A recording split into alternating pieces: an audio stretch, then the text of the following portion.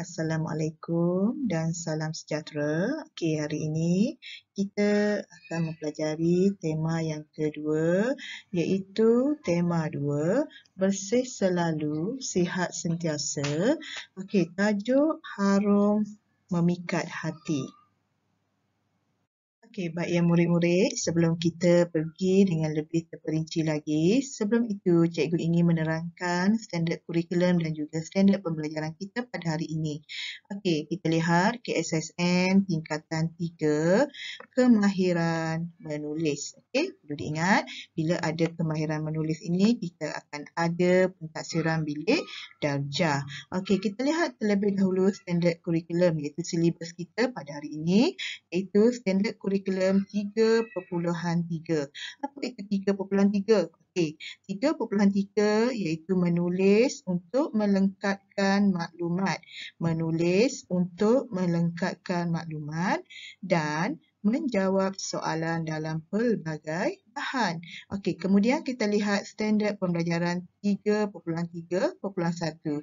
Okey, standard pembelajaran inilah yang kita akan taksir murid-murid iaitu berdasarkan menulis dan melengkapkan maklumat, okey, dalam pelbagai bahan dengan betul dan tepat.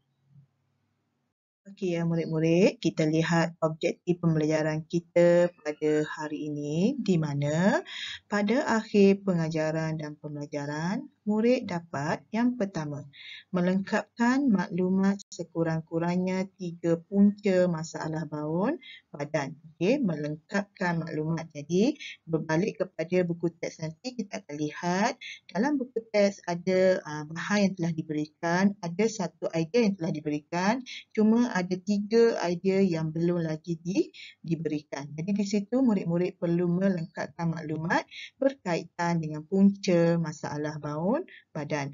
Okey, objektif yang kedua, menulis sekurang-kurangnya 4 cara mengatasi masalah baun badan. Dan objektif yang ketiga, murid dapat menulis satu karangan pendek menggunakan bahan punca masalah baun badan tadi dengan mencari 3 lagi punca. Murid-murid perlu menulis satu karangan pendek. Okey, ya murid-murid, terdapat 4 jenis melengkapkan maklumat. Okey, yang sedia maklum, murid-murid perlu maklum, terdapat 4 jenis melengkapkan maklumat. Okey, kita lihat yang pertama, melengkapkan boran. Okey, melengkapkan boran juga salah satu melengkapkan maklumat. Yang kedua, melengkapkan kerangka idea. Okey, kita akan lihat juga kemungkinan dalam satu renggan karangan, kamu perlu melengkapkan isi tersebut. Yang ketiga, melengkapkan perenggan. Dan yang keempat, melengkapkan boran maklumat. Okey, ini dalam tingkatan 1, cikgu rasa kamu dah pernah buat, iaitu contohnya, dia bagi nama, okey, nama siapa, tingkatan berapa, sekolah di mana, cita-cita, hobi, itu juga salah satu melengkapkan maklumat.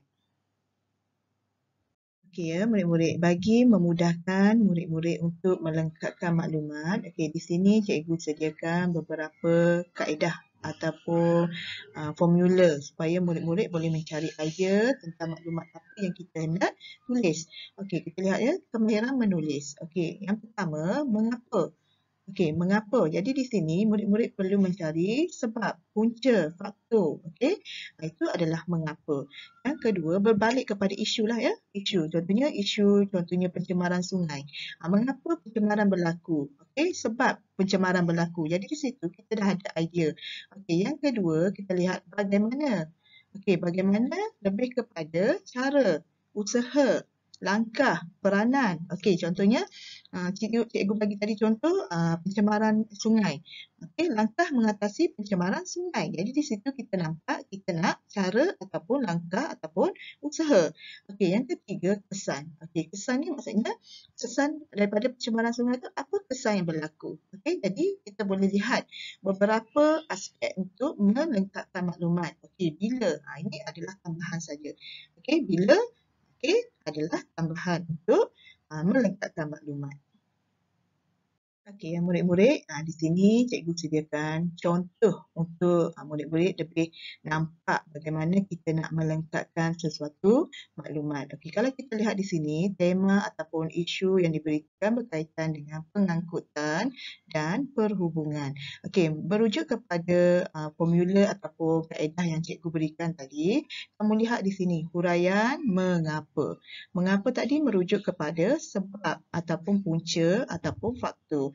Mengapa sebab berlakunya pengangkutan dan perhubungan. Kita lihat di sini, sungai merupakan jalan perdagangan sejak zaman maritim di Nusantara. Sebabnya kenapa dijadikan sebagai pengangkutan ataupun perhubungan? Okey, sebabnya pada zaman maritim dulu, dijadikan sebagai jalan perdagangan. Begitu juga yang kedua, sungai menghubungkan kawasan pedalaman dengan bandar. Itu sebab dia. Yang ketiga, bandar-bandar utama di Malaysia wujud melalui aktiviti perdagangan, pengangkutan. Okey, kita lihat yang kedua. Huraian kedua, bagaimana? Itu cara ataupun cara usaha langkah.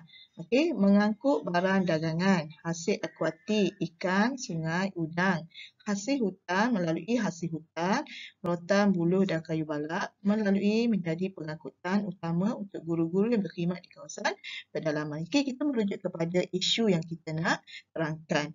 Okey, kita lihat pada kesan. Okey, kesan dia berlaku rancakan ekonomi penduduk di kawasan bandar.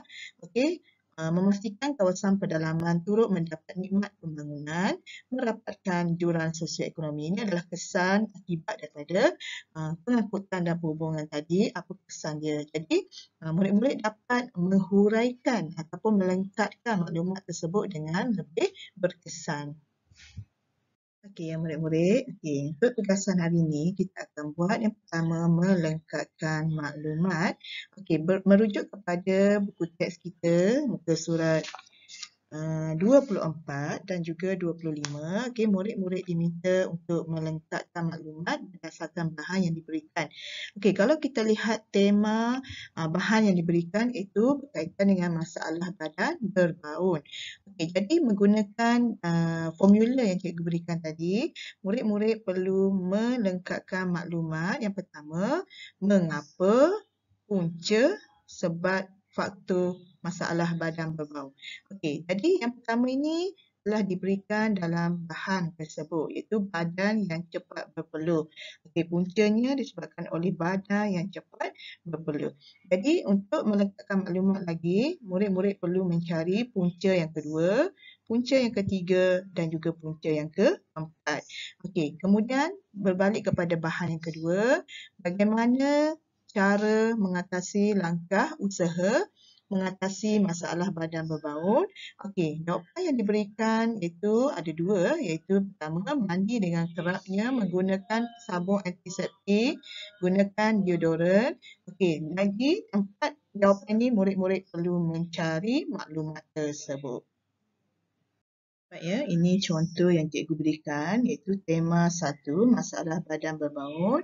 Okey, badan yang cepat berpeluh. Okey, maklumat yang kedua ni cikgu dah tambah, cikgu dah cari, iaitu berat badan yang melampau atau mengalami masalah kesihatan seperti diabetes juga menyebabkan punca masalah badan berbaun. Okey, dua lagi murid-murid perlu melengkapkan. Okey.